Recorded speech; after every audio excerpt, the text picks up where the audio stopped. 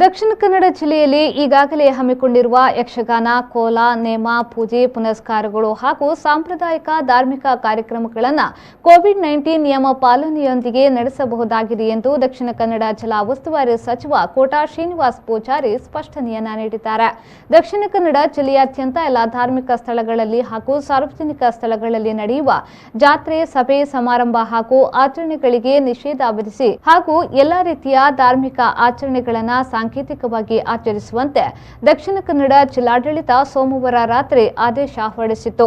ಜೊತೆಗೆ 144(3) ಅನ್ವಯ ಜಿಲ್ಲೆಯಲ್ಲಿ ನಿಷೇಧಾಜ್ಞೆ ಜಾರಿಗೊಳಿಸಲಾಗಿತ್ತು. ಇದರಂತೆ ಜಿಲ್ಲೆಯಲ್ಲಿ ಜಾತ್ರೆ, ಯಕ್ಷಗಾನ, ನಾಟಕ ಸೇರಿದಂತೆ ವಿವಿಧ ಕಾರ್ಯಕ್ರಮಗಳ ಆಯೋಜನೆ ವಿಷಯದಲ್ಲಿ ಸಾರ್ವಜನಿಕರಲ್ಲಿ ನಾನಾ ರೀತಿಯ ಪ್ರಶ್ನೆ ಹಾಗೂ ಗೊಂದಲ ಮೂಡಿತ್ತು. ಈ ಹಿನ್ನೆಲೆಯಲ್ಲಿ ಸಚಿವರು ಸ್ಪಷ್ಟನೆಯನ್ನ ನೀಡಿದ್ದಾರೆ ಹಾಗೂ ಈ ಬಗ್ಗೆ ಜಿಲ್ಲಾಧಿಕಾರಿಯವರೊಂದಿಗೆ ಮಾತನಾಡುವುದಾಗಿ ತಿಳಿಸಿದ್ದಾರೆ. ಇಂದು ಆರೋಗ್ಯ ಸಚಿವರ ಸಭೆ, ಕೋವಿಡ್ ನಿಯಂತ್ರಣ ಹಾಗೂ ಮುನ್ನೆಚ್ಚರಿಕೆ ಕ್ರಮಗಳ ಕುರಿತಂತೆ ಆರೋಗ್ಯ ಸಚಿವ ಡಾ ಸುಧಾಕರ್ ಬುಧವಾರ ಜಿಲ್ಲಾಧಿಕಾರಿಗಳ ಕಚೇರಿಯಲ್ಲಿ ವಿಶೇಷ ಸಭೆ ಆಯೋಜಿಸಿದ್ದಾರೆ. ಉಸ್ತುವಾರಿ ಸಚಿವ ಕೋಟಾ ಶ್ರೀನಿವಾಸ ಪೂಜಾರಿ ಅವರು ಭಾಗವಹಿಸಲಿದ್ದಾರೆ.